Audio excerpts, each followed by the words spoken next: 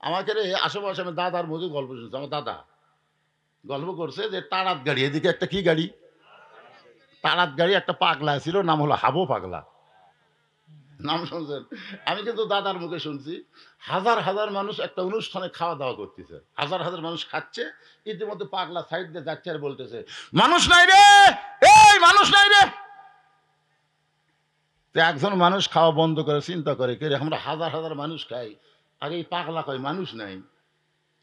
কাছে যায় বলতেছে, কে রে ভাই, এই কথা তুই কেমনে কইলি? পাগলা বলতে, তুই কয়ে দেখ, তুই ক, তাহলে কয়ে দেখ পিটন কাক কয়। কিন্তু আমি কইছি, জনগণ কিছু মনে করেনি, কারণ আমি পাগলা। সবাই মনে করে পাগলে কি কয়, ছাগলে কি খায়। দেখ, তাহলে তুই বলে দেখ তোর অবস্থাটা কি হয়। বলে, ভাই আমি বলবো না, তোর কাছে শুনবার চাই, তুই কেন কইলি? বলে, শুনে তো লাভ হবে না, দেখা লাগবে রে পাগলা, শোনা কথার দাম আছে।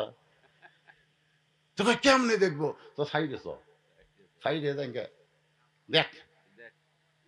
এই বগলের তলটা দেখতেছে 15-20 জন মানুষ, আর বাদ বাকি সব শিয়াল করতে। ভাই কি দেখলাম? যা দেখলি খালি দেখে আর তা বলিস না। দেশে আলো কলিকাল, ভেড়া চাটে বাঘের গাল, আসল কথা বললে তোমায় জেলে দিবে রে, আসল কথা বললে তোমায় রিমান্ডে নিবে রে। দেশে আইলো কলিকাল, ভেড়া চাটে বাঘের গাল, ভেড়া চাটে খার, এমন অন্যায় সহ্য করতেছে, ভেড়া আসা বাঘের, বাঘ কিছুই কয় না, কলি জেলত দিবি, জোরে কর কথা। শোনেন, মুসলমান হলো বাঘের জাত, আর ভারতের মালাওনের হলো ভেড়ার জাত, জোরে কোন কথা ঠিক কিনা? ওই ভেড়া এসে আমাকে গাল চাটতিছে, গাল চাটতিছে। কি মন খারাপ করতেছেন? এই যুবকেরা, কাঁচা বাদামের গান করলে, কাঁচা বাদাম, ফাটা বাদাম, সাদা কালা, সাদা কালা, এগুলা বাদ দেখে এই গানটা কও। দেশে এলো কলিকাল, ভেড়া চাটে বাঘের গাল, আসল কথা বললে তারা মারবে রে, আসল কথা বললে বউকে তারা ব্যবসা বানাবে, সাংবাদিক কাবিন চাবে, আর সাকিব খানের কাছে কোন মেয়া গেলে তার পেট ফুলে দিবে। এই দেশে সাকিব খানের বিচার হবে না, মামুনুল হকের বিচার হবে, জোরে কোন কথা ঠিক না?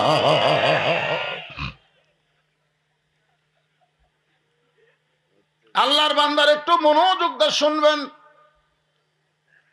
ওমর ফারুক বলতেছেন, মা তারপরে কি বলো? মেয়েটা বলছে, শুধুমাত্র ঈমান গ্রহণ করার অপরাধে 12 বছর আমাকে জেলখানায় বন্দি করে রাখছে। আপনারা বলেন তো, মেয়েটার অপরাধ কি? শুধু ঈমান গ্রহণ করছে, চুরি করছে, ডাকাতি করছে, হিরোইন। আমাকে জয়পুরহাটের মোবাইল একজন মুয়াজ্জিন বলতেছে, হুজুর কেমন আছেন? আমি বললাম, আলহামদুলিল্লাহ। মুয়াজ্জিন সাহেব, তোমার খবর কি? কয়, নাউজুবিল্লাহ। নাউজুবিল্লাহ কেন? বলে, হুজুর আজান দিচ্ছে, আকামত দিচ্ছে, কিন্তু ইমাম নাই। ইমাম নাই কেন? বলে, ইমামকে পুলিশ কয়েকদিন হলে খুঁজতেছে, তো ইমাম যে কোন জায়গায় লুকাছে হুজুর, আর আমরা ইমামই পাচ্ছি না। আমি বললাম, তোমাকে গ্রামের সবচাইতে খারাপ মানুষ হলো ইমাম। হুজুর যে কি কয়, আমাদের 5 পাড়ার মধ্যে ইমামের চাইতে ভালো মানুষ কেউ নাই, তাহলে তাকে পুলিশ খোঁজে কেন? মুয়াজ্জিন কয়, আমি তো জানি না। আরে জানি না, আমি আজান দাও, আকামত দাও, তোমার আকামত ইমামে হেরাবে যায়, আর ইমামকে পুলিশ খোঁজে, তোমাকে খোঁজে না। তদন্ত করে দেখো তো ইমাম কোন দল করে। কিছুদিন পরে মুয়াজ্জিন আমাকে বলতে, হুজুর ইমামের মারাত্মক দোষ আছে। বলে, সে দোষটা কি? বলে, ইমাম বিশ্বাস করে মসজিদ শুধু আল্লাহর না, গোটা বাংলাদেশ আল্লাহর। শুধু মসজিদ ভালো হবে না, গোটা বাংলাদেশকে ভালো করতে গেলে আল্লাহর কোরআনের দল করা ছাড়া উপায় নাই। ইমাম গোপনে গোপনে আল্লাহর কোরআনের দল করে। এই খবরটা কে যেন থানায় দিয়েছে, তখন থেকে পুলিশ ইমামকে খুঁজতেছে। তার অপরাধ কি? আল্লাহর দল করলি। মেয়েটার সবচাইতে বড় অপরাধ হলো ইমাম গ্রহণ করেছে। শুধুমাত্র ইমাম গ্রহণ করার কারণে 12 বছর তাকে জেলখানায় বন্দি রাখছে। সকালবেলা 3টা করে চাবুক, বিকালবেলা 3টা করে চাবুক। জেলখানায় বন্দি করার পরে কিছু যে করে, এটা মামুনুল হককে দেখলেই বোঝা যায়। যে মানুষটা সিংহ শাবকের মতন ভাষণ দিয়েছে, সেই মানুষটা হাজিরা দিবার আসলে লাঠি ধরে হাসে, ধরে কোন কথা ঠিক কিনা? সকালবেলা 3টা করে চাবুক, বিকালবেলা 3টা করে চাবুক মারছে। আমার দেহের এমন কোনো জায়গা নাই যে জায়গায় চাবুকের আঘাত লাগে নাই। আমির আল মুমিনিন, আপনি যখন রোম পারস্য দখল করলেন, তখন আপনি ঘোষণা করে দিলেন মুসলমান কোন রাষ্ট্র যখন দখল করবে, ওই রাষ্ট্র তখন আল্লাহর কোরআনের আইনে চলবে। আল্লাহর কোরআন দিয়ে যখন কোনো রাষ্ট্র চলবে, ওই রাষ্ট্রের জেলখানার কোনো দরকার পড়বে না। আমি রোমের জেলখানায় 12 বছর বন্দী ছিলাম। জেলখানার দরজা যখন মুক্ত হলো, আজকে 6 দিন হলে আমি আপনাকে খুঁজতেছি। কারণ আমার দাদা খ্রিস্টান, আমার বাবা খ্রিস্টান, যেই দেশে জন্ম নিয়েছে ওই দেশে সকলেই খ্রিস্টান। আমি একজন খ্রিস্টানের নারী, মুসলমান হইয়া খ্রিস্টানদের কাছে কেমনে যাব, এই জন্য আপনাকেই খুঁজতেছিলাম। আমির আল মুমিনিন, আপনাকে যখন আমি পেয়ে গেলাম, তাহলে এই দুঃখী মেয়েটাকে আপনি একটু আশ্রয় দিবে। ওমর ফারুক বললেন, মা আমি তোমাকে আশ্রয় দিবার তো পারবো না। মেয়েটা বলতে যে কোন কি, আমি জেলখানার ভিতর থেকে শুনবার পাইছি আপনার মতন ভালো মানুষ দুনিয়াত নাই। মানুষ যখন সারা রাত ঘুমায়, আপনি তখন দুঃখী মানুষের কষ্ট দেখেন রাতের অন্ধকারে। আর এইরকম একটা দুঃখী মেয়ে, তাকে আপনি আশ্রয় দিবার পারবেন না। ওমর ফারুক বললেন, মা ইসলাম কোনোদিন কাউকে আশ্রয় দেয় না, বরং ইসলাম মানুষকে অধিকার দেয়। মেয়েটা বলতেছে, আমির আল মুমিনিন, ইসলাম আমাকে কি অধিকার দিবে? ওমর ফারুক বললেন, তোমার বয়স কত? এ মায়েরা যারা পর্দার অন্তরে আছেন, একটু মনোযোগ দিয়ে শুনবেন। ওমর ফারুক মেয়েটাকে বললেন, তোমার বয়স কত? বলে 6 বছর বয়সে ঈমান গ্রহণ করেছি, আর 12 বছর জেলখানায় কাটাইছি। 6 আর 12 যোগ করলে কত হয়? এই যুবকেরা জোরে বলো কত? ওমর ফারুক বললেন, 18 বছরের একজন যৌবনা নারীর জন্য ইসলামের 1 নম্বর অধিকার হলো ভালো একটা ছেলের সঙ্গে বিয়া বসা। বহু অধিকার নারীকের আছে, তার মধ্যে 1 নম্বর অধিকার হলো ভালো ছেলে। জোরে কোন কি ছেলে? ইসলাম যদি বলতো সুন্দর ছেলে, তাহলে আমার মতন কালো জীবনে বউ পেত না। জোরে কোন কথা ঠিক কিনা? দেখেন ইসলামের মায়ের দেখছেন, ইসলামের মায়ের কি ভালো একটা ছেলে। ভালো ছেলে মানে কি বুঝতেছেন? শাকিব খান? না না, আমি তো বলতেছি ভালো। হ্যাঁ, খেয়াল করে শোনেন, ভালো একটা ছেলের সঙ্গে তোমার বিয়ে বসার অধিকার আছে। ওমর ফারুক বললেন, এই মুহূর্তে তোমার কোনো অভিভাবক নাই, ভালো ছেলে খুঁজবে কেমনে? ভালো ছেলে কেমনে খুঁজবে? বাংলাদেশে ভালো ছেলে খোঁজে না, খালি মেয়া খোঁজে। ধরে কোন কথা ঠিক কিনা? শোনো, আমি একটা ভালো ছেলের খবর দিচ্ছি, দেখো তো ছেলেটা তোমার পছন্দ হয় কিনা। মেয়েটা বলতেছে, আমির আল মুমিনিন, তাহলে বলেন তো সেই ভালো ছেলেটার নাম কি? ওমর ফারুক বললেন, ছেলেটার নাম হলো আব্দুল্লাহ, বয়স হলো 22 বছর, লম্বাই হলো 6 ফুট 2 ইঞ্চি, গায়ের রং ফর্সা, কাঁধ বরণ চেহারা, 6 লক্ষ হাদিসের হাফেজ, বাবার নাম হলো ওমর।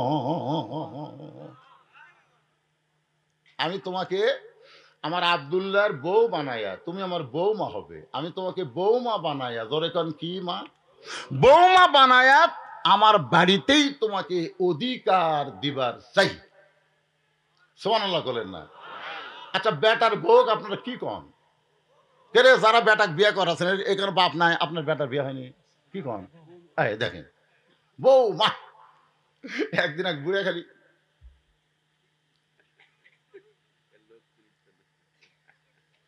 কি এরকম হুজুর এই ওয়াজ করেন না তো? কিসের বৌমা? বেটার বউ হচ্ছে বউ দজ্জাল। মানে এমন এক বেটার বউ পাশে বুঝলেন, আসার পর থেকে খালি ওরই বাপক খাওয়াই, শ্বশুর খিলাই না। আমার বউ আর কানে কানে বলতেছে, আগামী সোমবার কিন্তু আমার বাপ আসবে। আর বাপ কিন্তু পাতাশি মাছ, ট্যাংরা মাছ, দেশি মুরগি, ইলিশ মাছ, এশিয়ার দই। আমি বললাম ঠিক আছে, অসুবিধা নেই। সবগুলো এনে দিছি। সোমবার সকাল থেকে আমার বউ পাকত বসে গেছে একটা কাজের লোক নিয়ে। দুপুরে বেলা ডেকে টেবিল ভরা খাবার, 16-17 আইটেম করে শ্বশুরের সামনে দিয়ে।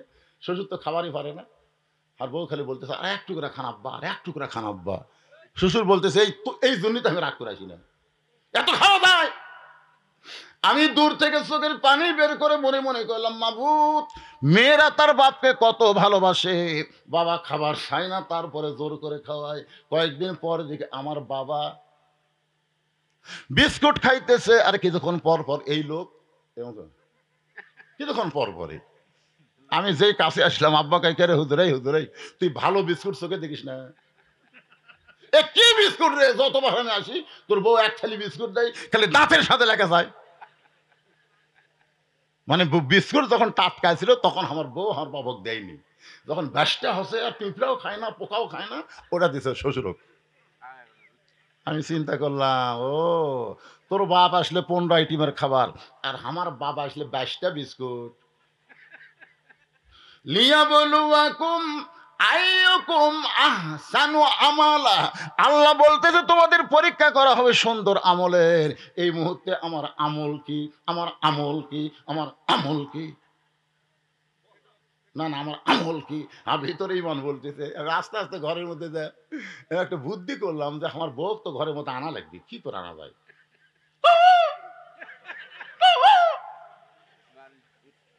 আমার বাপ খালি হাসতেছে, কিন্তু হুজুর আমার কুকুরের ডাক দেয় করে। আর বউ বুঝবার পরে দরজার কাছে আইছে, আর মুসকে হাসি দেখ, বউ যেই ঘরের মধ্যে গেছে আমি দরজা বন্ধ করে দিলাম, দরজা বন্ধ করে সিটকে লাগাই দিলাম। আমার আব্বা খাওয়া বাদ দেখে, বুঝলো এই বুঝলো, বউকে ঘরের তোলা দরজা বন্ধ করলি কেন? আমি বললাম, ইন্নাল্লাহ মা সাবিরিন, আব্বা একটু ধৈর্য ধরেন, আব্বা একটু ধৈর্য ধরেন। আমি এটি টুটি ধরলাম না, খালি হাত দিলাম যে তোর বাপ আসলে 17 আইটেম, আর আমার বাপক 22টা বিস্কুট। তুই যদি সকালবেলা মরিস, বিকেলে আমি বিয়ে করবো, কেউ ফতুয়া দিবি না।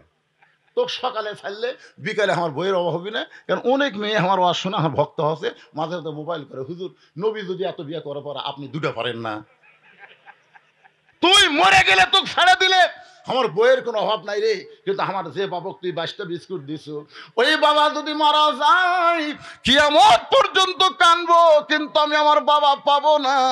আল্লাহ কোরআনে বলেন, ওয়াকাযা রাব্বুকা আল্লা তা'বুদু ইল্লা ইয়াহু ওয়া বিল ওয়ালিদাইনি ইহসানা।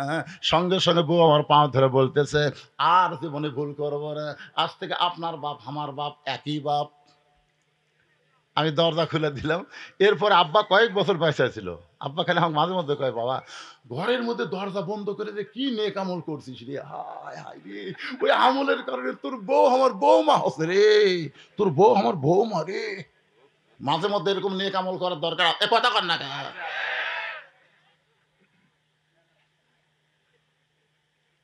আমার মায়েরা বোনেরা যারা আছেন, দেখবেন এরা বাবার আত্মীয় ভালোবাসে, শ্বশুর আত্মীয় পছন্দ করে না। বাবার বাড়ির কুত্তে আসলে তাকেও খাবার দেয়, বাবার বাড়ির কুত্তে, জোরে কান ঠিক না?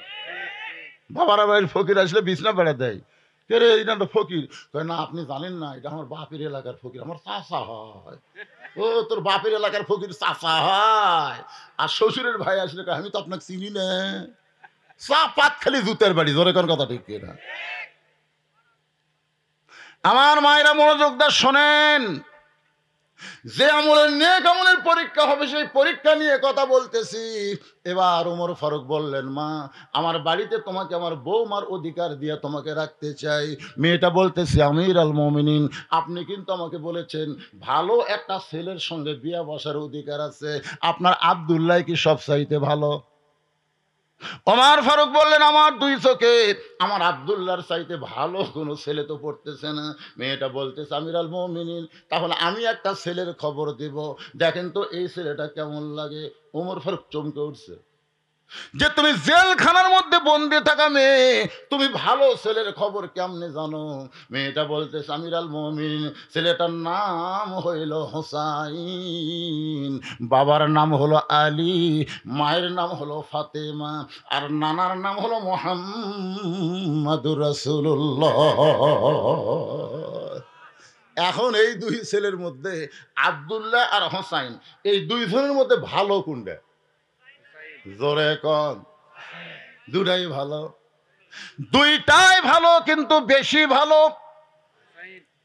ওমর ফারুক চোখের পানি বের করে বলতেছেন, মা সাইদুস শাবাবে আহলেল জান্নাহ হাসান ও হুসাইন রাদিয়াল্লাহু তাআলা আনহুমা, জান্নাতি যুবকদের সরদার হবে হাসান হুসাইন। আমার আব্দুল্লাহর চাইতে হুসাইন কোটি কোটি গুণ ভালো। তুমি এটা বলতেছে, হুসাইনের মতন ভালো ছেলে থাকতে আপনার আব্দুল্লাহর সাথে বিয়া বসবো কেন? আপনি তো বলেছেন ভালো একটা ছেলের সঙ্গে বিয়ে বসার অধিকার আছে, তাহলে হোসেনের মতন ভালো ছেলে থাকতে আপনার আব্দুল্লাহর সঙ্গে বিয়ে বসবো না।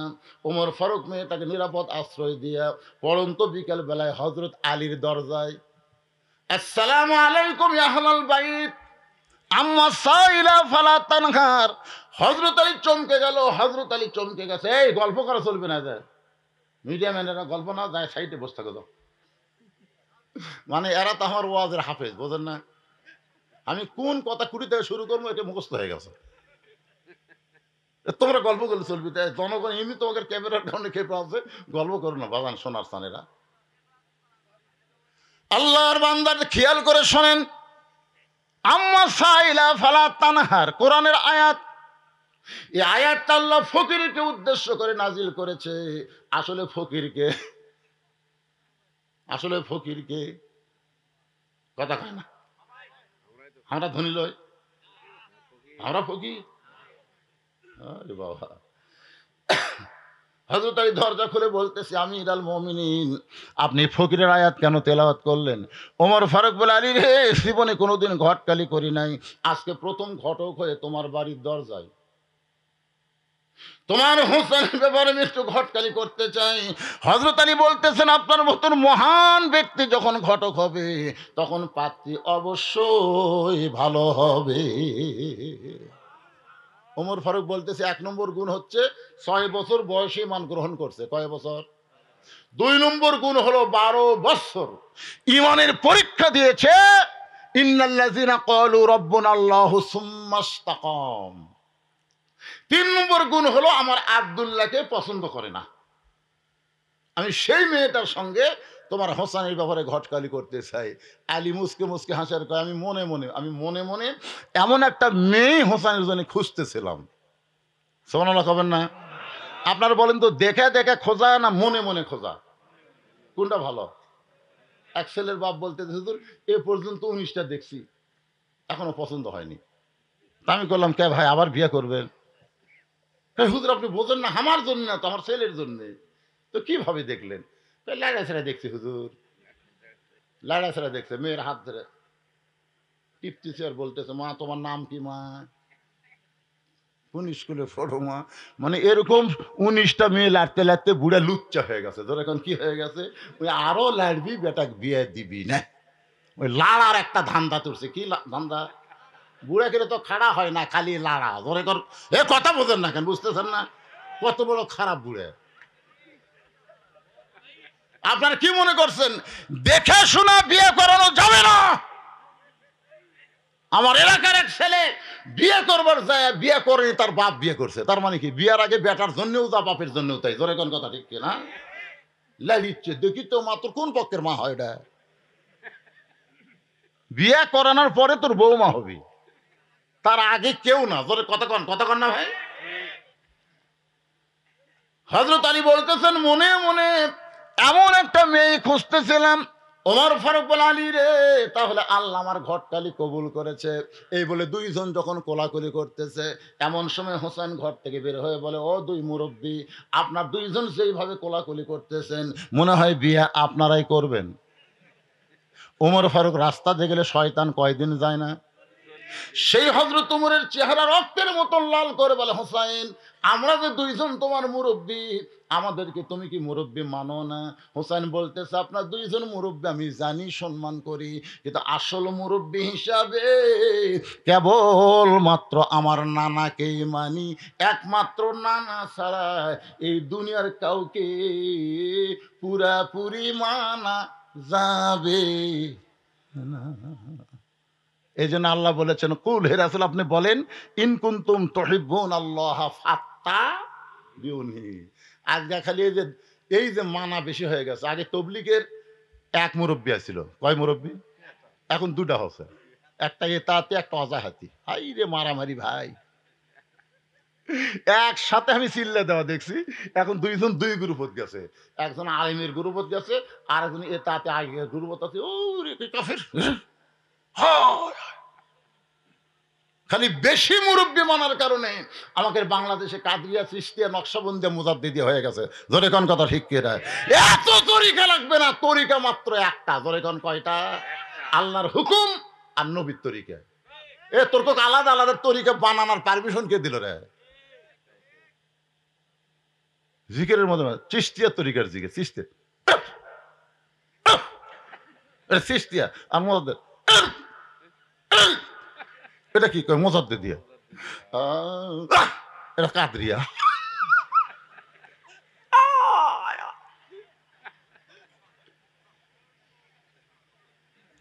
শোনেন, একমাত্র রাসূল ছাড়া অন্ধভাবে কাউকে মানা যাবে? কথা কন না কেন যাবে? হোসেন বলতেছে আপনার দুইজন আমার মুরব্বী, আমি জানি সম্মান করি, কিন্তু আসল মুরব্বী হিসাবে কেবলমাত্র আমার নানাকেই আমি মানি।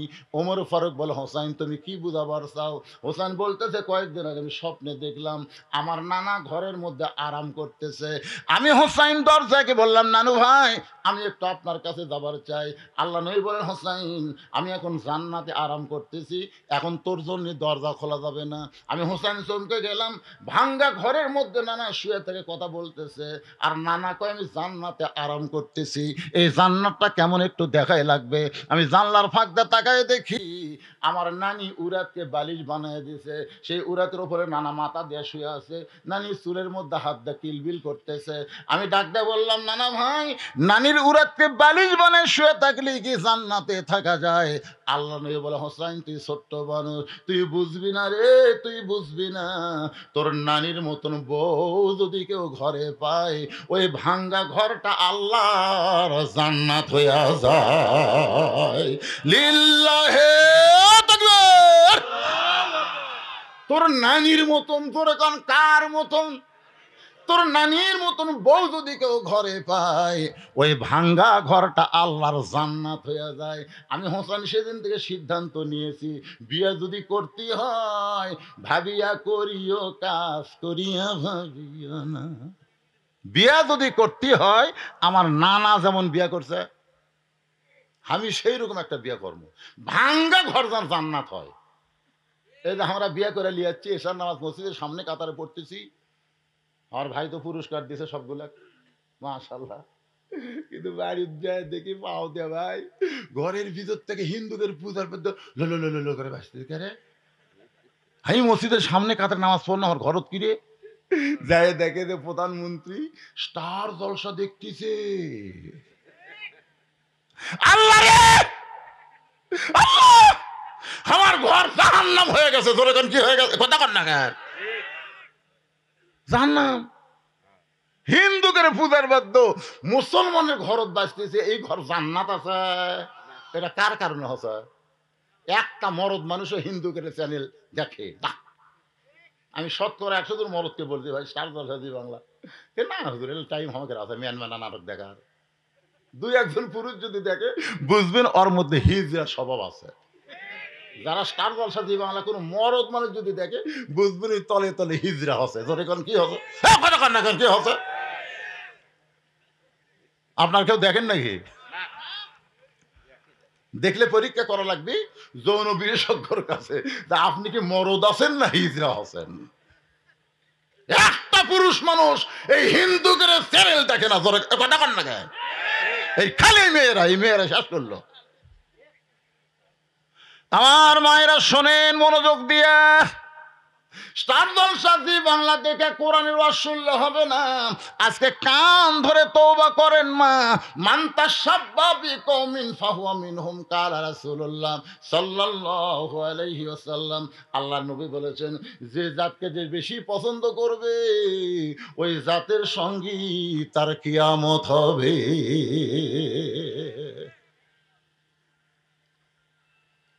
হোসেন দৌড়ে গিয়া বাবার আঙ্গুল টান ধরছে, আঙ্গুল ধরে বলতেছে, বাবা আপনি সত্যি করে আমিরুল মুমিনিনের সামনে বলেন তো, আমার মা আপনার কেমন বউ ছিল বলেন। হযরত আলী বলতেছে, হোসাইন রে, তোর মা তো জান্নাত রে। তো বলতেছে, আব্বা আপনি যদি ভালো বিয়ে করে পারেন। না না, যদি ভালো বিয়ে করে পারে, আমি পারি না। বিয়ে করলে বুঝে শুনে বিয়ে কর্ম, অজগবি একটা ঘটকালি গুলি সেটা বিয়ে। ওমর ফারুক কয়, আমি অজগবি ঘটকালি করতেছে? আমি যে মেয়ের ঘটকালি করতেছি, ওই মেয়েটার সঙ্গে তোমার বিয়ে হলে তোমার ঘরও তোমার নানির মতন মায়ের মতন জান্নাত হয়ে যাবে। জোরে করে সুবহানাল্লাহ। হোসেন বলতেছে, আমির আল মুমিনিন মনে কষ্ট নিয়েন না, আমি সিদ্ধান্ত নিয়েছি আমি সেই মেয়েকে বিয়ে করব যে মেয়ে আমার 3টা প্রশ্নের উত্তর দিবার পারবে। জোরে কোন কয়টা? দ্বিতীয় বক্তা ওয়াজ করেছে, পাদ্রী বলেছে উমরকে 4টা প্রশ্নের উত্তর দেওয়া লাগবে। জোরে কোন কয়টা? আব্দুল্লাহ ইবনে আব্বাস উত্তর দিবে, কিন্তু উত্তর দেওয়ার আগেই কিন্তু বক্তার ওয়াজ শেষ হয়ে গেছে। যখন কথা ঠিক কি না? যতক্ষণ আমরা পেতাল ফেললাম সেখান থেকে আধ ঘন্টা দ্বিতীয় বক্তাকে যদি দিবার পারতাম, তাহলে 4টা প্রশ্নের উত্তর শুনলে আমাদের মনটা বড় ভালো হতো। জোরে কোন কথা ঠিক কি না? দ্বিতীয় বক্তার ওয়াজ আমিও দিবার পারবো উত্তর, কিন্তু আমি দিলে আমার বাপজান মন খারাপ করবে। এই জন্য এখন যে 3টা প্রশ্ন, হোসাইন বলতেছে আমি সেই মেয়েকে বিয়ে করব যে মেয়েটা 3টা প্রশ্নের উত্তর দিবে। ওমর ফারুক বল, হোসাইন তুমি কি 3টা প্রশ্ন করবা? হোসেন বলতেছে, যাকে বিয়ে করব তার সামনে প্রশ্ন আউট হবে, অন্য কোন মানুষের সামনে প্রশ্ন আমি বলবো না। ওমর ফারুক বলে, আলী রে, তোমার হোসেন যে 3টা প্রশ্ন করবে এই বিষয়ে তোমার ধারণা কি? আলী বলতেছে, জীবনের প্রথম শুনলাম। ওমর ফারুক বলে, আমিও জানি না, তুমিও জীবনের প্রথম শুনলা, তাহলে মেয়েটা উত্তর দিবার পারবে না। আমার ঘটকালি আল্লাহ কবুল করলো না। কানতে কানতে মেয়েটার দরজায়, মা আমার আব্দুল্লাহ বিয়া কর মা, তোর জীবন শান্তি হবে। মেয়েটা বলতেছে, খালি একটা বার বলেন হোসেনের চাইতে ভালো, খালি একটা বার বলেন আব্দুল্লাহ হোসেনের চাইতে ভালো, আমার কোনো আপত্তি নাই। ওমর ফারুক বলে, যেটা বলা যাবে না সেটা কেমনে বলবো, তবে শুনে নাও মা, হোসেন সেই মেয়েকে বিয়ে করবে যে 3টা প্রশ্নের উত্তর দিবার পারবে। যেই প্রশ্ন আমি উমর জানি না, তার বাবাও জানে না, তাহলে তুমি কেমনে উত্তর দিবা? মেয়েটা বলতেছে, আমির আল মুমিনিন, হোসেন কি 3টা প্রশ্ন করবে আমি জানি না, তবে আমার ঈমান বলতেছে আমি না পারলেও আমার আল্লাহ পারবে। লিল্লাহে তাকবীর। আমার ঈমান বলতেছে, জোরে কোন কি? প্রধানমন্ত্রী কইছে 23 সাল দুর্ভিক্ষের বছর, আসলে 23 সাল দুর্ভিক্ষের বছর হবে না, আমার ঈমান বলতেছে পরিবর্তনের বছর হবে।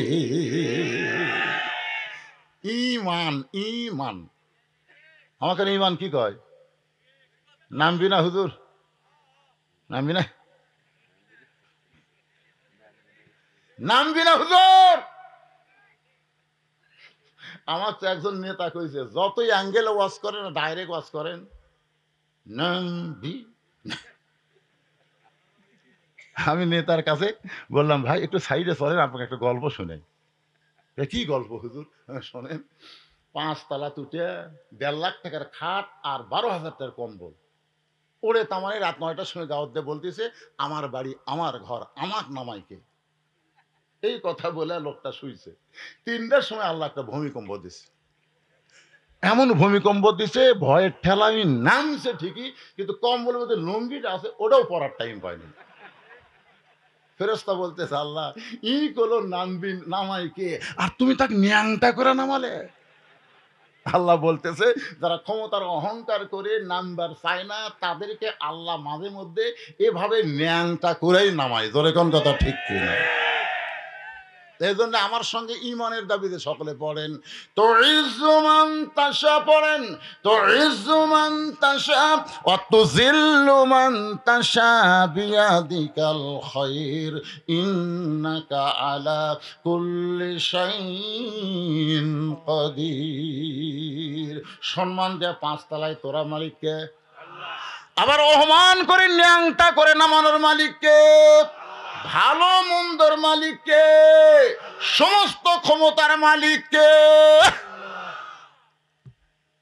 মেয়েটা কি বলতেছে? আমার ইমান বলতেছে, হোসেন কি তিনটা প্রশ্ন করবে আমি জানি না। তোমার ইমান বলতেছে আমি না পারলে আমার আল্লাহ পারাবে। সঙ্গে সঙ্গে হযরত ওমর মারছে দৌড়, এক দৌড়ে হযরত আলীর দরজায়। আলী দরজা খুলে বলতেছে আমিরুল মুমিনিন। কিছুক্ষণ আগে কানতে কানতে চলে গেলেন, আবার কেন আইছেন? ওমর ফারুক বলতেছে তারিখ করব। হোসেন বলে কিসের তারিখ? বলে রে বিয়ে করার তারিখ না রে, তুমি যে তিনটা প্রশ্ন করবে এই তিনটা প্রশ্নের উত্তর দিবার পারবে কি পারবে না তারই তারিখ। আলী বলতেছে আপনি কি পাগল হচ্ছেন? যেই প্রশ্ন আপনিও জানেন না আমিও শুনিনি, আর সেই প্রশ্নের উত্তর ওই মেয়ে দিবে? ওমর বলতেছে আলী ভাই মেয়েটা এমন একটা মারেফতের কথা কছে রে যে আমি না পারলে আমার আল্লাহ পারাবে। আর এই কথাটা বলেছে ইমানের দাবিতে। কিসের দাবি? ইমানের দাবি যদি কুরবানি হয় সেই দাবি ঘরে বসে থাকা নয়। বসে থাকবেন? ইমানের দাবি হলো কিছু বিনিময়, সেই বিনিময় যদি জুলুম হয়। ইমানের দাবি হলো কিছু বিনিময়, সেই বিনিময় যদি কলিজার ঘাম হয়। সেই ঘাম দিতে যেন তৈরি থাকি ওগো দয়াময় আমার আল্লাহ দয়াময়। ইমানের দাবি হলো অগ্নিশিখা, বাতিলের বিরুদ্ধে জ্বলতে শিখা। ইমানের দাবি হলো অগ্নিশিখা, বাতিলের সঙ্গে আপোষ করা। জোরে কান আপোষ করা। দরকার হলে জীবন দিব কিন্তু ইমান দিব। এই স্লোগানের সাথে কারা কারা একমত আল্লাহ হাত তুলে দেখেন তো। দরকার হলে জীবন দিব কিন্তু ইমান দিব।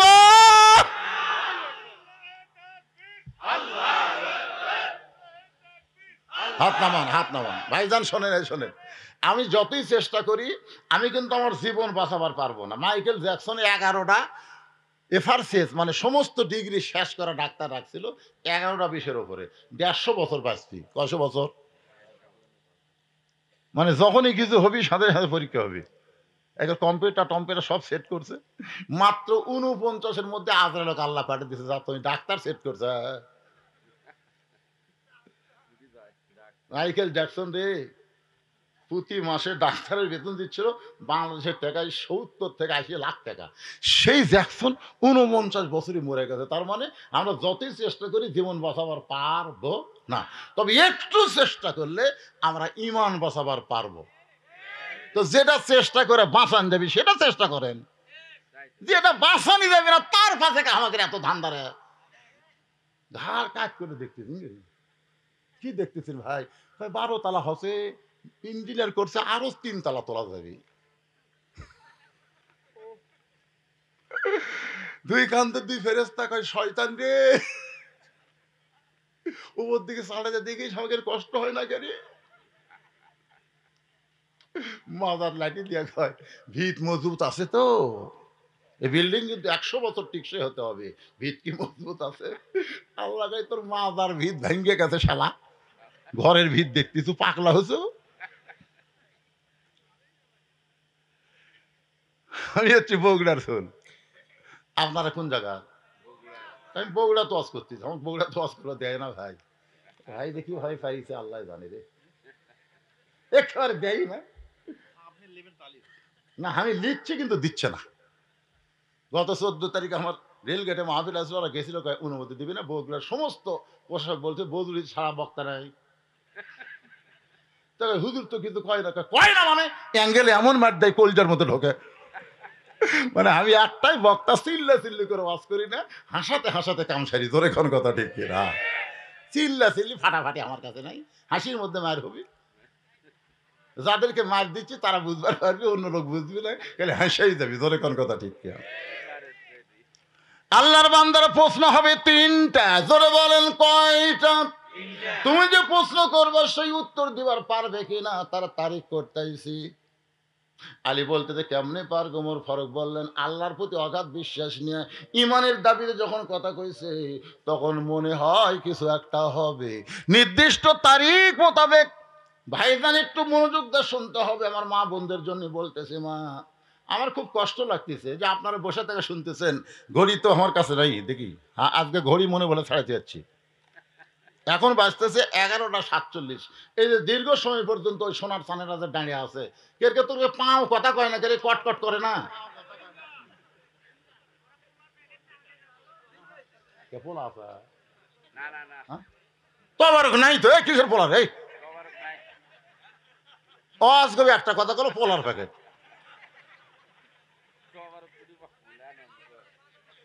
এই আপনার তবারক কিন্তু নাই।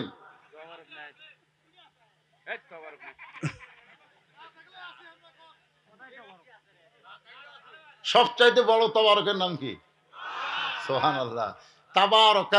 তাবারাকাল্লাযী বিয়াদিহিল মুলক। সবচেয়ে বড় তাবারক হচ্ছে আল্লাহর কোরআন। সুবহানাল্লাহ কর না কেন? ডান পাশে হযরত ওমর বসে গেছে, বাম পাশে হযরত আলী, মাঝখানে হোসাইন। এই বসার সাইজটা খেয়াল করেন। ডান পাশে কে বসছে? কে? না না, এরা কে? মেহেদী হাসান তুহিন, মাঝখানে বজলুর রশিদ, আর এটা তুহিনের চাচা, চাচা ভাসতে। মাশাআল্লাহ, বসার একটা সাইজ নাই। আমার অনেক মঞ্চে বসি ভাই, ডান পাশে আওয়ামী লীগ, বাম পাশে বিএনপি, মাঝখানে আমি জামাত। হ্যাঁ আসলে বসি, বসে চিন্তা করতেছি, এটা হলো স্বাধীনতার স্থপতি, এটা হলো স্বাধীনতার ঘোষক। হ্যাঁ আমি শালা রাজাকার, আজ কি যে হবি রে, নিজের চোখে তো আমি দেখছি রে ভাই, আমার দেখা কথা আমি বেশি কই। মসজিদের মধ্যে আমি ঢুকবার গেছি, ইতিমধ্যে ওরা তিনজন খালি ঘড়ি দেখতেছে, জামাতের সময় হয়ে গেছে, একটা হুজুরও নাই। আমি পাও দেবার চাই, চিন্তা করি দেমো, দিলে তো আমাকে মতো করা লাগবে, না দিচ্ছি না, ওরা কি করে। আমি ব্যাগ এসে জানলার ফাঁকদার তাকায় দেখি জামাত ইসলাম আওয়ামী লীগ বলতেছে, ভয়, জামাত ইসলাম ভয় আছে তো, ভয় বলছে যে ভাই আপনার দল ক্ষমতা আছে, আপনি সামনে যান। আওয়ামী লীগ বলতেছে পাগলা, আমি মাঝে মধ্যে নামাজ পড়ি রে, আমি পড়াবার পারি না। বিএনপি বলতেছে আমি খুব বেশি পারলে আকামত দিতে পারি ভাই, ওই সামনে যেতে আমার ভয় লাগে। জামাত ইসলাম বলতেছে আমি হলাম সাকিব আল হাসান অলরাউন্ডার, আর তোরা দুইজন হলো মোস্তাফিজ, তোরা খালি বল করার পারিস, ব্যাটত পারিস না, আর আমার যেটি দিব আমি সেটি আছি। ওই সামনে যা বলতে থাকে ভাই তোরা দুইজন কি নিয়ত করবো, একতে দায়িত্ব বিহাতাল ইমাম, কিন্তু বলা ইমাম মানে আরবিতে ইমাম, বাংলায় কিন্তু নেতা, আমার তোরা নেতা বানাবো। আওয়ামী লীগ কই তুই বাইরের কথা ভিতরে কোষ করে, আমি আওয়ামী লীগ ওই বিএনপি তুই জামাত, এটা হলো বাইরের কথা রে, ভিতরের কথা হলো আমরা তিন ভাই একসাথে নামাজ পড়বার চাই। সুবহানাল্লাহ। এই মুহূর্তে যে তিনটা প্রশ্ন উত্তর হবে, এই কথা হলো ভিতরের কথা। ধরে বলেন কার কথা? ভিতর বোঝেন,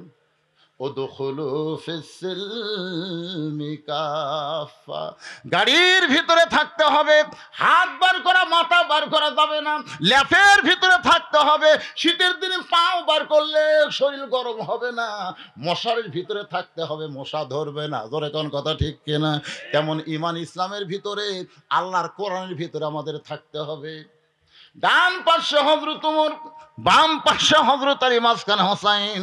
সামনে একটা চাদর দিয়া বলতেছে, এই চাদরটা কি জন্য? আমার মা বোনদেরকে জানানোর জন্য বলতেছি। মা, এই সামনে চাদর দেওয়ার কারণ হলো পর্দা। ধরে বলেন নাম কি?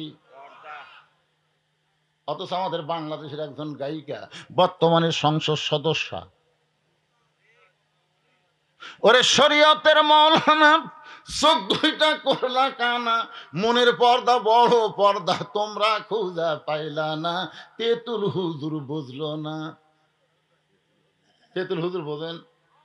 আল্লামা শফি রহমতুল্লাহ আলাই, যিনি লক্ষ লক্ষ আলেমের ওস্তাদ, যিনি হলেন আল্লাহর পিওর একজন ওলি। ধরে কেন সুবহানাল্লাহ। সে আল্লাহর ওলিকে 2 টাকার গায়িকা বর্তমানে সংসদ সদস্য তেতুল হুজুর বানাইছে।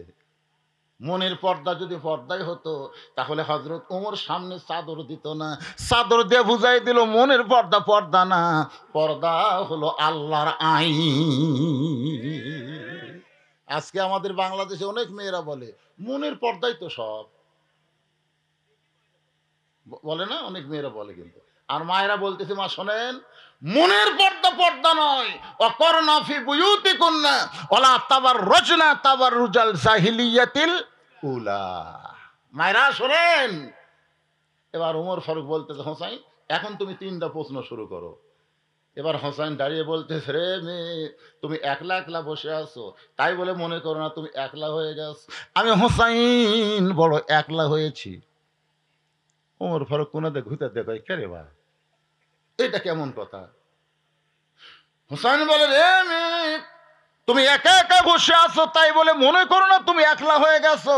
আমি হোসাইন বড় একলা হয়ে গেছি। আমার দুই পাশে 2জন মহামানব দেহ নিয়ে বসে আছে, কিন্তু মনে মনে মনে মনে তোমার পক্ষ নিয়েছে। নির্বাচন কমিশনার নিরপেক্ষ চেয়ারে বসে আছে, কিন্তু মনে মনে মনে মনে একটা দলের পক্ষ। প্রশাসনের কর্মকর্তা নিরপেক্ষ চেয়ারে বসে আছে, কিন্তু মনে মনে মনে মনে একটা দলের পক্ষ নিয়েছে। হযরত আলী আর ওমর ফারুক কিন্তু এই সাইডে বসে আছে, মনে মনে কিন্তু হোসেনের পক্ষে নাই, মনে মনে পক্ষ নিয়েছে কার? মেয়েটা জিতুক, তাহলে আমার ঘটকালি আল্লাহ কবুল করবে। হযরত আলী মনে মনে চিন্তা করে, মেয়েটা যদি উত্তর দিবার পারে তাহলে আমার পছন্দ করা ছেলের বউ আমি পাবো। তাহলে এই 2জন মহামানব দেহ নিয়ে বসে আছে কোন সাইডে? হোসাইনের কাছে, হোসাইনের কাছে। আর মনে মনে মেয়েটার পক্ষ নিয়েছে। আপনারা বলেন তো, দেহের জোর বেশি না মনের জোর বেশি? দেখবেন আমার মতন জুয়ান তাগড়া একটা মানুষ একটা তেলা পোকা থেকে দৌড় মারে, আবার চিকন চাকন একটা মানুষ বিষাক্ত সাপ নিয়ে খেলা করে। এটা কিন্তু দেহের জোরে না, এটা হলো মনের জোর। বর্তমানে বাংলাদেশের মানুষের দেহের জোর আছে, কিন্তু মনের জোর একেবারে। একটা গল্প করবার গেল চারিদিকে তাকায়, একটা গল্প করবি আগে, কেউ নাই রে, এখন কথা যাবে। রে মনটা আমাদের এত দুর্বল হলো কেন? ওমর বলে, হোসাইন এখন প্রশ্ন করো। হোসেন বলে, রে মেয়ে, আমার 1 নম্বর প্রশ্ন হলো, আমার মাকে তুমি জানো? আমি কোন মায়ের সন্তান? কোন মা আমাকে গর্ভধারণ করেছে? আমার মা সম্পর্কে তোমার জানা আছে? হযরত আলী চমকে উঠছে, হযরত আলী চমকে উঠছে, কারণ আমি ছেলের সঙ্গে বসে আছি। ছেলে বাবার কথা না বলে মায়ের কথা বলতেছে। তার মানে আপনারা কি বুঝতেছেন? সন্তান ভালো মন্দ হওয়ার জন্য বাবা কিন্তু না, সন্তান ভালো মন্দ হওয়ার জন্য তার মা যথেষ্ট। ধরে কোন কথা ঠিক কি না? একটা গানও আছে, বাবা আনন্দে মাতিয়া সাগরে ভাসাইয়া সেই যে চইলা যায় খবর লয় না, মাজন ধরিয়াই উদরে কতই কষ্ট করে, 10 মাস পরে পায় প্রসবের বেদনা, এমন দরদি ভবে কেউ হবে না আমার মা গো। মেয়েটা পর্দার উপর থেকে বলে, হোসাইন আপনার মাকে আমি চিনি। প্রশ্ন করেছে, আমার মাকে তুমি জানো? আর উত্তরে বলতেছে, আপনার মাকে আমি চিনি। ওমর ফারুক জিব্বাত কামড় খাইছে। জিব্বাত কামড় খাওয়ার কারণ হলো প্রথম প্রশ্নে আউট। কারণ প্রশ্ন করেছে আমার মাকে জানো? ফাতেমাকে সবাই জানতে পারে, কিন্তু ফাতেমারে কেউ চিনতে পারবে না, কারণ ফাতেমা হলো পর্দানিশী নারী। জোরে কোন কি নারী? পর্দানিশী নারীর খবর জানি অমুকের বউ আছে, কিন্তু আমরা কোনোদিন দেখলাম না। আমাদের পাড়ায় অনেক বউ আছে, সবাই বলে অমুক ছেলে বিয়ে করছে, কিন্তু আজও পর্যন্ত তার বউকে আমরা দেখলাম না। কেন দেখবা? সে শুধু নিজে দেখার জন্য বিয়ে করছে, পরকে দেখানোর জন্য বিবাহ করেনি। আপনারা বলেন তো, আজকে যে যুবকদের স্বপ্ন দোষ হয়, এটা কি পর্দানিশীর জন্য না বেপর্দার জন্য? মুরব্বীরা কর না কেন? আপনাকে তার এটা হয় না? কেরে যুবক, কার জন্য হয়? সব মেয়েরা যদি পর্দানিশী হতো, আমাদের সোনার যুবকেরা এই বয়সে দেওয়ালে হারবালের পোস্টাল পড়তো? অনেক যুবকেরা এই মাহফিলের বিজ্ঞাপন পড়ে না তো, হা করে কি পড়িস রে, ইন্ডিয়ান হারবাল কলকাতা, কিচ্ছুই লাগবে না বাবা, কিচ্ছুই লাগবে না। সুবহানাল্লাহ। আমার মায়েরা যদি পর্দার ভিতরে থাকে সবাই তাকে জানবে কিন্তু কেউ চিনবার পারবে না। হযরত আলীর চোখ দিয়ে দর দর করে পানি পড়তেছে, আর হোসেন মুস্কি মুস্কি হাসতেছে। আলী চোখ দিয়ে পানি বের করার কারণ হলো আমি পুরাপুরি চিনবার পারি নাই, কারণ গভীর রাত্রে ফাতেমাকে কবর দিয়া হযরত আলী যখন দোয়া করতেছে, আল্লাহ আমার ফাতেমাকে তুমি কবুল করে নাও, কারণ রাতের বেলা মারা গেছে, রাতের বেলায় কিন্তু কবর দিছে, আবার রাতের বেলায় দোয়া করতেছে আল্লাহর কাছে।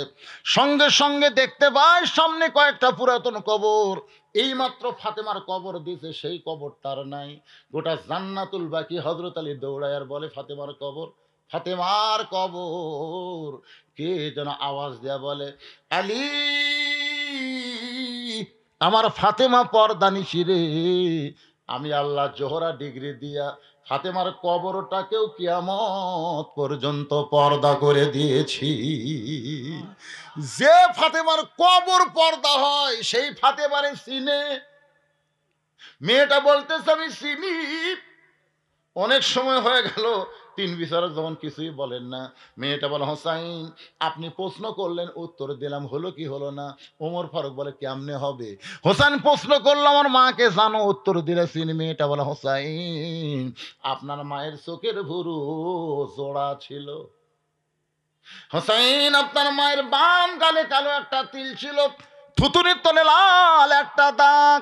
সঙ্গে সঙ্গে হতালি চিৎকার দিয়ে বলে মা রে, যা বলছিস বলছিস, মার বলিস না, এই তিনজনের মধ্যে একজন পরপুরুষ আছে।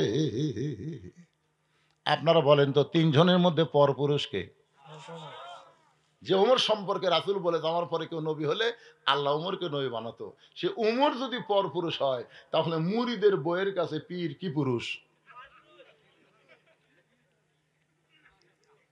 আপনার বুঝতে পারতেছে না? মুরিদের বইয়ের কাছে পীর সাহেব কি পুরুষ? তো অনেকে তো পরপুরুষ কয় না, এটা আমার বাবা। তিনটা জিনিস আমি প্রায় মাহফিলে বলি। একটা হলো ডাক্তারের বইয়ের কোনদিন সিজার লাগে না, কারণ প্রত্যেকটা ডাক্তারই চায় তার বউ নর্মালি বাচ্চা দিক। নর্মালি বাচ্চা হলে মায়ের কোনো ক্ষতি হয় না, বাচ্চারও কোনো ক্ষতি হয় না। প্রত্যেকটা বাচ্চাই নর্মালে হবে, কিন্তু কতগুলা মা এনা বেদনা স্বামী কত সিজার কর্ম রে, বয়টালা ডাক্তার দেখো, ডাক্তার বলতেছে ভাই দেখো ব্যাকা হয়ে আছে রে, মানে ট্যাকা খাবি তো শালারা, ওই ব্যাকা হয়ে আছে তো। আসলে ব্যাকা টেকা কিছু না, 3 দিন পরে এমনি বাচ্চা হবে, 3 দিন আগেই সিজার করে। আপনি খোঁজ করে দেখবেন বগুড়া জেলার কোনো ডাক্তার বউ সিজার করেনি। মৌলবীর বাড়িতে কোনোদিন মিলাদ হয় না, খেয়াল করে দেখবেন একটা মৌলানার বাড়িতে মিলাদ হয় না, কারণ এরা জানে মিলাদ একটা ফাও জিনিস, খামা খাইটা করে কি হবে, তো পরের বাড়ি তারা মিলাদ খাবি। এদিক হোক। আর 3 নম্বর হলো পীরের বউ কোনোদিন মুরিদ হয় না, কারণ পীরের বউ জানে আমার পীর 1 নম্বর লুচ্চা, মাঝে মধ্যে মুরিদের বইয়ের দিকে চোখ মারে, এই শালার হাতে মুরিদ কি হবে। তাহলে কয়টা করলাম? 1 নম্বর ডাক্তারের বইয়ের সিজার লাগে না, মৌলবীর বাড়িতে মিলাদ হয় না, পীরের বউ মুরিদ হয় না। কি বুঝলেন?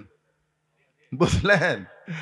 তাহলে পর পুরুষ তুমি কেমনে জানলে মা হোসেনের মায়ের চোখের ভুরু জোড়া? এটা পৃথিবীর কেউ না জানলেও শুধু আমি আলী জানি। সুবহানাল্লাহ কোন।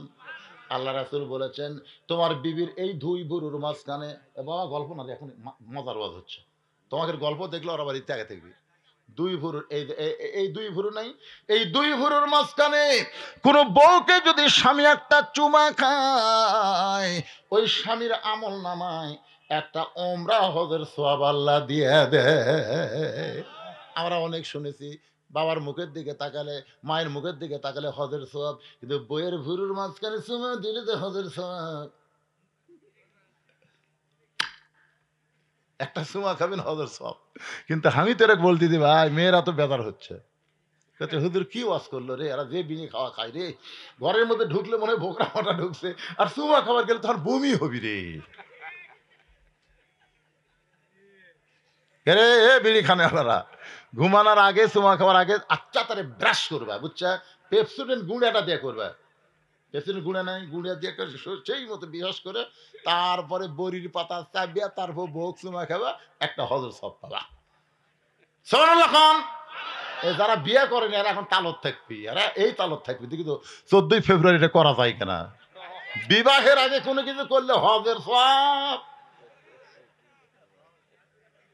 বাম গালে কালো একটা তিল ছিল, আমি স্বামী হিসেবে বলতে পারি। থুতুনির তলে লাল একটা দাগ, তুমি কেমনে বললা?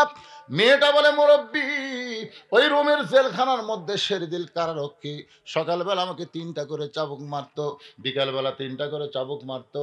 ওই চাবুক মারার কারণে এক সময় আমি কষ্টের জর্জরিত বেহুশ হয়ে গেলাম। ওই বেহুশ অবস্থায় দেখতে পাই আমার শিওরের পাশে নূরের একটা পুতুলি বসে বসে কাঁদতেছে। আমি বললাম, কে গো আপনি, জান্নাতের হুরি না বেহেশতের পরী? আমার মাথায় হাত দিয়ে বলল, মা আমি জান্নাতের হুরিও না বেহেশতের পরীও না, আমি হলাম জগৎ বিখ্যাত মা ফাতেমা। ওই রোমের জেলখানা নির্যাতনের সময় বেহুশ অবস্থায় আমি আপনার মাকে দেখেছি। ওই সময় লক্ষ্য করে দেখি চোখের ভুরু জোড়া দেখতে পাই, বাম গালে কালো একটা তিল, থুতনির তলে লাল দাগ দেখেছি। হোসেন বলে, রে মেয়ে, 1 নম্বর প্রশ্নের উত্তর যেমন আশা করেছিলাম তার চাইতেও তুমি 100 গুণ সুন্দর দিয়েছ। ওমর ফারুক বলে, হোসাইন এখন তুমি 2 নম্বর প্রশ্ন করো। এবার হোসেন বলতেছে, আমার 2 নম্বর প্রশ্ন হলো, তুমি 6 বছর বয়সী ঈমান কেমনে পাইলা?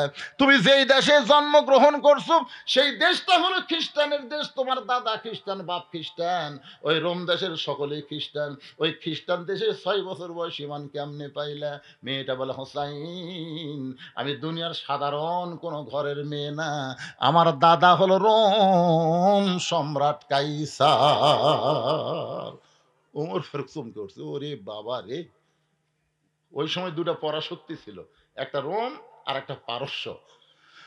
রোম হলো কাইসার আর পারস্য হলো খিসরা। মেয়েটা বলতে, হোসাইন পরন্ত বিকেল বেলায় আমার দাদা ঘরের মধ্যে গিয়া বলতেছে, নাতনি আজকে রোমের রাজ দরবারে খেলা হবে, তুই কি খেলা দেখতে যাবি? ছোট বাচ্চাদের খেলা দেখা অভ্যাস করানো খুব ভালো। কথা কয় না। পানি ফোড়া দেন হুজুর, আমার ছেলে খালি কান্দে। পানি ফোড়া দিলাম, 1 সপ্তাহ পরে কয় পানি ফোড়া হয় না, তেল ফোড়া দেন। তেল ফোড়া দিলাম, 1 সপ্তাহ পরে কয়, হুজুর আপনাকে দোয়ার মধ্যে আর বরকত নেই। চলে গেল মন খারাপ করে ছেলের মা। 1 মাস পরে বললাম, মা খবর কি? কয় আর কান্দে না হুজুর, আর কান্দে না। আমি বললাম, কি দেয়া ফুকি পড়াতে ভালো হলো? কয় না না, ওর বাপ একটা মোবাইল কিনে দিছে, যখনই কান্দে তখন গেম চালু করে দিই, আর কান্দে না। মানে এই ছোট ছোট বাচ্চা করুক, এরা খেলা দেখানোর অভ্যাস করতেছে। আপনি জানেন এই বাচ্চার চোখ কি হবে? এই কথা কন না কে রে? এই ছোট্ট না বাচ্চা খেলা, মোবাইল দিয়েছে যা। এক বাড়ি যা দেখি মায়ের হাতে একটা, বাপের হাতে একটা, পুচকার হাতে একটা, 3 জনই মোনাজাত করতেছে। কি যুগ পড়লো রে ভাই রে। ওয়াজ করা যাবে, সেলফি তুলবার যা টেজ ভাঙ্গিচ্ছে, বক্তাকে ছাড় দিচ্ছে না ভাই। এক বক্তা কথা তোলা জায়েজ নাই, দেই কথা জায়েজ নাই, তোর ওয়াজ শোনাও যায় না হে। মানে সেলফি তুলবার না দিলে বক্তা পর্যন্ত বেসাই হয়ে যাচ্ছে। হেই রে মোবাইলটা শুরু করলো ভাই, খেলা খেলা, পাবজি খেলা, ফ্রি ফায়ার খেলা, রাস্তা ধরে খেলতেছে, এত ব্যস্ত হয়ে গেছে। সমস্ত লোক যায়, ওই লড়ে না, ওই খালি খেলতেছে। এক কুত্তে যাওয়ার সময় চিন্তা করে, কে রে এই যে খালি একটু বসে থাকে, লড়ে না চড়ে না, কি করে? কুত্তে যাওয়ার পিঠের পাশে শুনদিচ্ছে, মনে করছে গাছের গোড়া, এই মনে করে পেশাব করে দিছে। তারপরে হুঁশ আছে, কে রে? তাকে দেখে কুত্তে পেশাব করে গেল।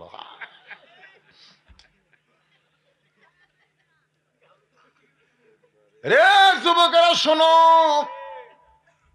নষ্ট করে দেবে জীবন, নষ্ট করে দেবে শিক্ষা, নষ্ট করবে চোখ, নষ্ট করবে চরিত্র। আর হেডফোন লাগাইলে ঠসা হবে, বউ খালি গালি দিবি তুমি মুস্কি মুস্কি হাসবা। আমাকে এলাকায় ঠসা সাবিক বউ গাইলাই, ওই গায়ে হাসে, শুনবারই পায় না। তো হেডফোন দিয়ে তারা গান শুনতেছে, ওরা কান ভালো থাকবি, এই যে চোখ দিয়ে সবসময় তাকে থেকে দেখতেছে, চোখ ভালো থাকবে না। ছোট 6 বছরের মেয়ে বলে, হোসাইন আমি আমার দাদার সঙ্গে খেলা দেখার জন্য রাজ দরবারে আসলাম। আমার দাদাকে বললাম, দাদা খেলা কোন জায়গায়? আমার দাদা বলে, ওই যে তাকায় দেখ। আমি তাকায় দেখি একটা মানুষের 2টা চোখ কালো কাপড় দিয়ে বেঁধে রাখছে, ওই মানুষের 2টা হাত কালো রশি দিয়ে বাঁধছে, ওই মানুষের 2টা পা লোহার শিকল দিয়ে আটকায় রাখছে। আমি বললাম, দাদু ভাই খেলা দেখার কথা বলে নিয়ে আসলেন, কিন্তু ওইটা কি খেলা আমি তো বুঝতেছি না। আমার দাদা বলতেছে, ওইটা একটা মুসলমান, ওইটা একটা মুসলমান, ওই মুসলমানকে নিয়ে আজকে খেলা হবে। ওই যে তাকায় দেখ। মেয়েটা বলে, 6 বছরে তাকায় দেখি একটা আগুন চুলার দাউ দাউ করে জ্বলতেছে। সেই চুলার আগুনে বিশাল একটা দেখছি, মনে মনে তেল, নিচের আগুনের তাপে তেলগুলো টকবক টকবক করতেছে। আমার দাদা বলে, নাতনি রে, ওই মুসলমানকে হাত পাও বান্ধা উত্তপ্ত তেলের মধ্যে ফেলে দিব। আজকের খেলার নাম হলো মুসলমান মারার খেলা। আমি তখন জোর হাত করে বললাম, দাদু ভাই এই মুসলমানকে না মারার খেলা কি বন্ধ করা যায় না? মুসলমানকে মারার খেলা কি বন্ধ করা যায় না? আমার দাদা বলতেছে, 100 বার যায়। যদি মুসলমান একটা বারের জন্য বলে আল্লাহ রাসূল মানি না, খালি একটা বারের জন্য বলবে আল্লাহ রাসূল মানি না, তাহলে হাতের বাঁধন খুলে দিব, চোখের বাঁধন খুলে দিব, পায়ের শিকল খুলে দিব। কারণ তার সব বাঁধছি, কিন্তু মুখটা তো আমি বান্ধি নাই। তার চোখ বান্ধা, তার হাত বান্ধা, তার পাও বান্ধা। কিন্তু আজকে আমাদের বাংলাদেশে হাত খোলা, চোখ খোলা, পাও খোলা, কিন্তু মুখ বান্ধা, মুখ বান্ধা, কথা কয় না। সঙ্গে সঙ্গে মেয়েটা বলে, হোসাইন আমি 6 বছরের ছোট্ট মেয়ে মুসলমানের কাছে গিয়ে বললাম, মুসলমান একটা বারের জন্য শুধু বলেন আল্লাহ রাসূল মানি না, তাহলে আমার দাদা আপনাকে ছাইড়া দেবে। সঙ্গে সঙ্গে মুসলমান বলে, রে ছোট্ট মেয়ে, তোমার কাছে জীবনের গুরুত্ব আছে, কিন্তু আমার কাছে ইমানের গুরুত্ব বেশি। দরকার হলে জীবন দিব, কিন্তু এক মুহূর্তের জন্য আল্লাহ রাসূল ছাড়ব না। মেয়েটা বলা, হোসাইন সঙ্গে সঙ্গে আমার দাদা চিৎকার দিয়ে বলল, সৈন্যরা এই মুহূর্তে উত্তপ্ত তেলের মধ্যে ফেলে দাও। ওই মুসলমানকে যখন তেলের দিকে নিয়ে আসতেছে, 6 বছরের ছোট্ট মেয়ে বলে, হোসাইন আমি ছোট্ট অবস্থায় তাকায় দেখি মুসলমান সিনা টান করে উত্তপ্ত তেলের দিকে আসতেছে। মানে তার মৃত্যুর কথাই খেয়াল নেই, কারণ সে বিশ্বাস করে ওয়ালা নাবলু, সে বিশ্বাস করে ওয়ালা তাকুলু লিমান ইউকতালু ফি সাবিলিল্লাহি আমওয়াতুন বাল আহইয়াউ ওয়ালাকিন লা তাশউরুন। ওই মুসলমানকে হাত পা বেঁধে উত্তপ্ত তেলের মধ্যে ফেলে দিবে। মেয়েটা বলে, হোসাইন ওই সময় মুসলমান চিৎকার করে বলতেছে, লা ইলাহা ইল্লাল্লাহু মুহাম্মাদুর রাসূলুল্লাহ। ওই মুসলমানের ওই কলমাটা আমার কানের মধ্যে দিয়ে কলিজার মধ্যে ঢুকে গেল। আমি তখন তাকায় দেখি মুসলমানের দেহ উত্তপ্ত তেলের মধ্যে পড়েছে, আর দেহের পাখিটা কে যেন ধরে জান্নাতের বাগানে উড়াল দেয়। 6 বছরের ছোট্ট মেয়ে। এই দৃশ্য দেখার পরে দৌড় দিলাম। আমি মায়ের সামনে গিয়ে বললাম, মা লা ইলাহা ইল্লাল্লাহ মুহাম্মদ রাসূলুল্লাহ। আমার মা বলতেছে, তুই না তোর দাদার সঙ্গে খেলা দেখবার গেলি, এই মুসলমানের কলমা কোথায় পাইলি?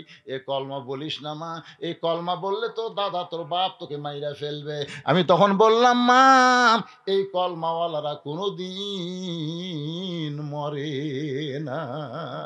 হোসাইন 6 বছর বয়সে ঈমান নামক মহামূল্যবান নিয়ামত এইভাবেই আমি অর্জন করেছি। হোসেন বলে, রে মেয়ে 2 নম্বর প্রশ্ন উত্তর যেমন আশা করেছিলাম তার চাইতে 1000 গুণ তুমি সুন্দর দিয়েছো। ওমর ফারুক বলে, হোসাইন এখন তুমি 3 নম্বর প্রশ্ন করো। এবার হোসেন বলে, রে মেয়ে আমার 3 নম্বর প্রশ্ন হলো, বিবাহের পরে, বিবাহের পরে আমার সঙ্গী তোমার থাকতে হবে। বিবাহের আগে কোনো কিছু করা যায়? জোরে কোন। বাল্য বিয়া বন্ধ আছে, কিন্তু বাল্য প্রেম বন্ধ নাই। আমাকে সরকার খুবই চালাক দেখছেন, বাল্য বিয়া বন্ধ করে দিছে, কিন্তু বাল্য প্রেম চলবে। 13 বছরের ছেলে 9 বছরের মেয়ে পেলে গেছে। এই মোবাইল কিন্তু ছোট ছোট বাচ্চা করে প্রেম শিখাচ্ছে। জোরে কোন কথা ঠিক কিনা দেখবেন। ওরা যখন রাস্তা দিয়ে যায় দেখবেন 13-14 বছরের ছেলেরা রাস্তা দিয়ে যখন দুইজন যায় খালি ফিস ফিস করে গল্প করে। কি গল্প করা? আয়, আয়। এরা মাঝে মধ্যে পরিমনির সাথে প্রেম করে আর চায়। কে রে তোর বয়স কত? ওই তো নানি সমান রে। বিশ্বাস করবেন না, আমি 13-14 বছর এক ছেলের ম্যানি ব্যাগের মধ্যে পরিমনির ছবি দেখছি। আমি বললাম কে রে রে? না ওদের কে রে? এবার কে রে পাগলি? ই কি রে? বুড়ি রে তুই কি রে? বাল্য বিয়ে শুধু বন্ধ করলে চলবে না, বাল্য প্রেমও বন্ধ করা লাগবে। জোরে কতক্ষণ ঠিক কিনা? একটু মনোযোগ দিয়ে শুনবেন। হোসেন বললেন, রে মেয়ে, বিবাহের পর আমার সঙ্গী তোমার থাকতে হবে। মেয়েটা ফোঁপায় ফোঁপায় কাঁদতেছে। ওমর ফারুক বললেন, মা দুইটা কঠিন প্রশ্ন করলো, তার উত্তর দিলে, আর সহজ প্রশ্ন শুনে কেন কাঁদতেছ? মেয়েটা বলে, আমিরাল মুমিনিন, আমি যদি হোসেনকে বলি বিয়ার পরে আপনার সঙ্গে থাকবোই থাকবো, এই উত্তর দিলে হোসেন খুশি হবে না, আমাকে চিন্তা ভাবনা করে উত্তর দেওয়া লাগবে। ওমর ফারুক বলে, মা তাহলে কি বলবা? মেয়েটা বলে, হোসাইন আল্লাহর একজন নবী ছিলেন, সেই নবীর নাম হলো আয়ুব নবী। জোরে বলেন কি নবী? আয়ুব নবী একদিন বাদশা ছিল। বাদশা ছিল, নবী ছিল, চাকর নকর অনেকগুলো বিবি ছিল। আয়ুব নবী যখন অসুস্থ হয়ে গেল, এক সময় শরীরের মধ্যে ঘা হয়ে গেল, তার বাদশাহী চলে গেল, এমনকি লোকালয় থেকে তাকে জঙ্গলে রেখে আসলো। দেহের মধ্যে যখন পোকা ধারণ করলো, কোনো বউ তখন আয়ুব নবীর সঙ্গে ছিল না, সবাই যখন দূর দূর করে তাড়িয়ে দিছে, এমন সময় একটা বউ আয়ুব নবীকে ছাড়ে নাই, সেই বিবির নাম হলো রহিমা। হোসাইন রহিমার মতো বিয়ার পরে আপনার সঙ্গে সুখে দুঃখে সব সময় থাকতে চায়। হোসেন বল, আমিরাল মুমিনিন, আপনার ঘটকালি আল্লাহ কবুল করেছে, আমার বাবার মনে মনে পছন্দ করা বউটাও আল্লাহ কবুল করেছে, আমার কোনো আপত্তি নেই। ওই মেয়েটাই হোসেনের বিবি হলেন, নাম হলো শাহের বানু, কারবালার প্রান্তরে। আলিয়াসগর যখন শহীদ হয়, হোসেন বলেছিল, তোমার বাচ্চা নিয়ে তুমি নিরাপদে থাকলে আজকে তোমার বাচ্চা শহীদ হইতো না। চিৎকার করে বলে, বিবাহের পূর্বে বলেছিলেন আপনার সঙ্গেই থাকবো, সন্তান যাবে চলে যাবে কিন্তু আপনার সঙ্গ ত্যাগ করবো না। কারবালার প্রান্তরে হোসেন রাদিয়াল্লাহকে শহীদ করে দেহ ফাইলা দিয়ে মাথা যখন নিয়ে যায়, এমন সময় বিবি কান্দার বলে, স্বামী গো, আজকে দুনিয়াতে আপনাকে হত্যা করে দেহ এক জায়গায় মাথা এক জায়গায়, কিন্তু আমি জানি আপনি আল্লাহ আপনাকে জান্নাতের যুবকদের সর্দার বানায় দেবে, হাজার হাজার হুরগেলমান পাবেন। ওই সময় এই দুঃখী বউটাকে আপনি ভুলবেন না। আমার মায়েরা, পর্দার অন্তরালে যারা, আমার সামনে যারা বসে আছেন ভাইজানেরা, সকলকে লক্ষ্য করে এই ঘটনার ভিতর দিয়ে, ইযা আসাবাতুহুম মুসিবাতুন ক্বালু ইন্না লিল্লাহি ওয়া ইন্না ইলাইহি রাজিউন।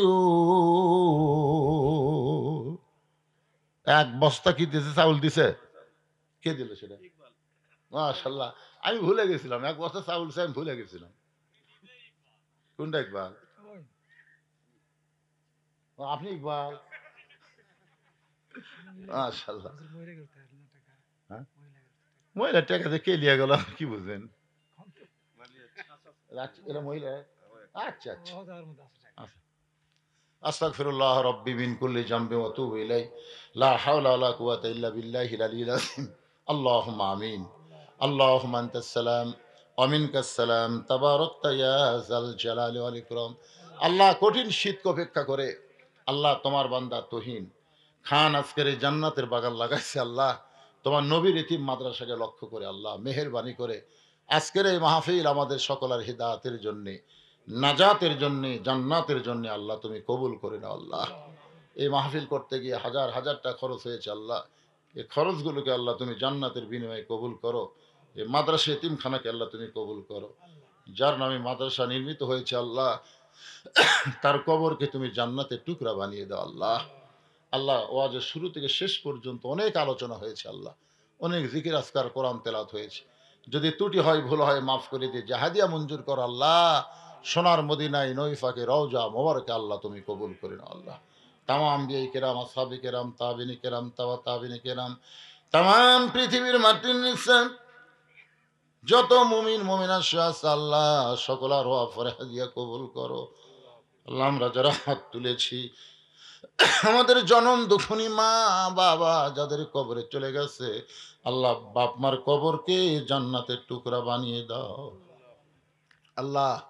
আমাদের দাদা দাদি নানা নানা আত্মীয় স্বজন শ্বশুর শাশুড়ি যাদের কবরে গেছে আল্লাহ, কবরবাসীদের মাফ করে দাও আল্লাহ। আল্লাহ এই মাদ্রাসা 3 জন বাচ্চার মাথায় পাগড়ি পরানো হলো আল্লাহ, তাদেরকে হক্কানে হাফেজ আলেম হিসেবে কবুল করো আল্লাহ। মাদ্রাসার প্রতিষ্ঠাতা আল্লাহ তুহিন সাহেবকে কবুল করো আল্লাহ। তাকে সর্বাত্মক সহযোগিতা যারা করে এই মাদ্রাসার ব্যাপারে আল্লাহ, তাদের সকলকেই তুমি কবুল করে নাও আল্লাহ। আজকেও যারা মাদ্রাসাকে মহব্বত করে অল্প হলেও কিছু দান করেছে আল্লাহ, তাদের দানগুলোকে জান্নাতের বিনিময়ে কবুল করো আল্লাহ। আমার মা বোনদের কবুল করো আল্লাহ। আজকে দীর্ঘ সময় আমি মা বোনদের নিয়ে ওয়াজ করেছি আল্লাহ। আবিদা সালিহা পর্দানি কবুল করে মা ফাতেমার চরিত্র আমার মা বোনদেরকে আল্লাহ তুমি দান করে দাও আল্লাহ। আল্লাহ তুহিন সাহেবের পরিবারের উপরে রহমত বরকতের দরজা খুলে দাও আল্লাহ, তার ব্যবসার মধ্যে বরকত দিয়ে দিও আল্লাহ। আল্লাহ আমরা যারা হাত তুলেছি, কে কোন নিয়ত করে হাত তুলেছি আল্লাহ, সকলের নেক নিয়ত নেক আশাকে আল্লাহ তুমি কবুল করো। আয় আল্লাহ তাআলা তার মনের মধ্যে যে নিয়তগুলো রয়েছে মাদ্রাসা ত্বরান্বিত করবে, বড় করবে আল্লাহ, সব সব নিয়তগুলো আল্লাহ তুমি কবুল করো।